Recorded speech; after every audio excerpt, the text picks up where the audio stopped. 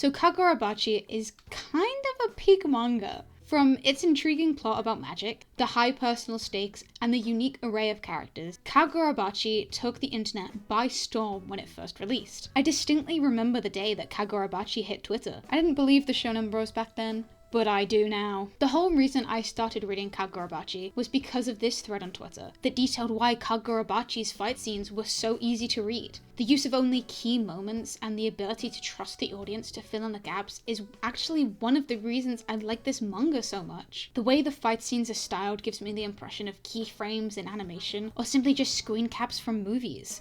And it's a style I would like to imitate/replicate. While I was reading through, I was taking screenshots of pages I liked, panel layouts, illustrations where I particularly liked the inking style, and compiled it all together. For this study, I wanted to focus on two things: paneling in relation to pacing, and the technical aspect of a fight scene. And then, for application, I'm planning to recreate maybe 1 or 2 Jujutsu Kaisen panels, because I find that manga a little bit hard to read sometimes.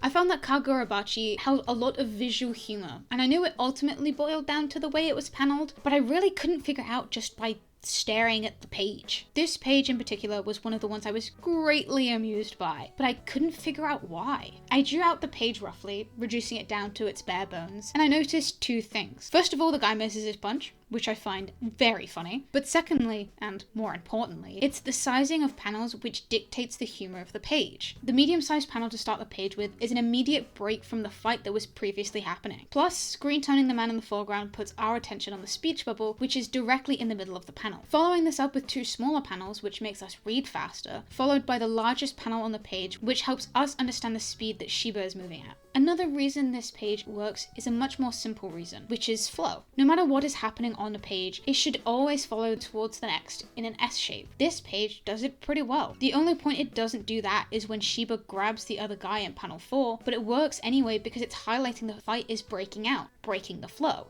There's a few times where the S shape can be broken too. For example, in this little congregation of panels, we have a very distinct V shape. This works because it's drawing the reader's eye to the next thing, which is the sword. While it's not pulling us to the next page like an S shape would, it's still left us on a mini cliffhanger which will make us want to turn the page. I did a couple of these, so hopefully you can see what I'm talking about.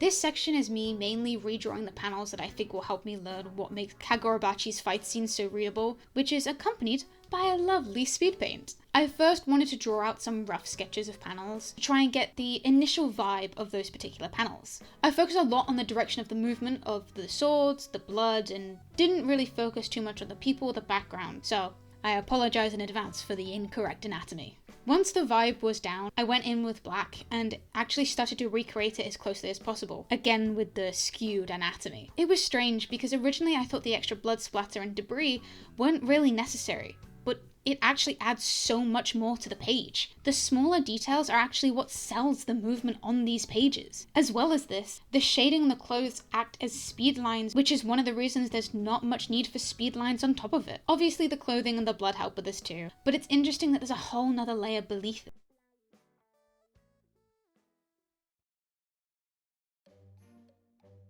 I tried some more complex ones as well, where the movement isn't too obvious, and I think my first attempt turned out pretty well.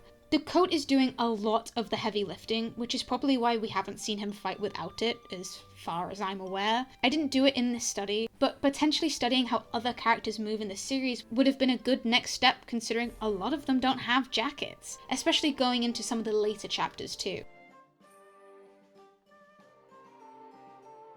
Attempting to redraw/simplify Jujutsu Kaisen pages was easier than I thought. I was still only half drawing the people, and I was kind of on a time crunch because I was doing this as university coursework. I think my main problem was how they looked afterwards, which was, in comparison to the original manga, too simple and kind of empty. However, in the application of knowledge, I think that the new drawings are much easier to read. I think some kind of impact on the first panel would make it look more cohesive to a fight scene. The shaded speed lines inside the clothing actually works really well to show the movement, and the hair direction being a good substitute for the coat in this case. I worked on recreating a couple panels too, specifically this one between Choso and Itadori. Any of the panels in this fight scene could have been chosen. I did have them all saved to my computer, but I chose this one because of the hand movement, and I figured that I could apply what I'd learned about blood movement to this. Honestly, in this aspect, I think the speed lines behind Choso in panel 2 actually help establish how quickly he's moving, and they're spaced out enough it still has some readability. I think one of the biggest problems I have with this is that you can't really see the speed that Choso is moving at, so maybe I should have used those. This study, well, basic, was actually super helpful. I'm not skilled in drawing fight scenes, so studying this and having a small application process helped me gather my thoughts on what I'd learned, which I could then turn into coursework and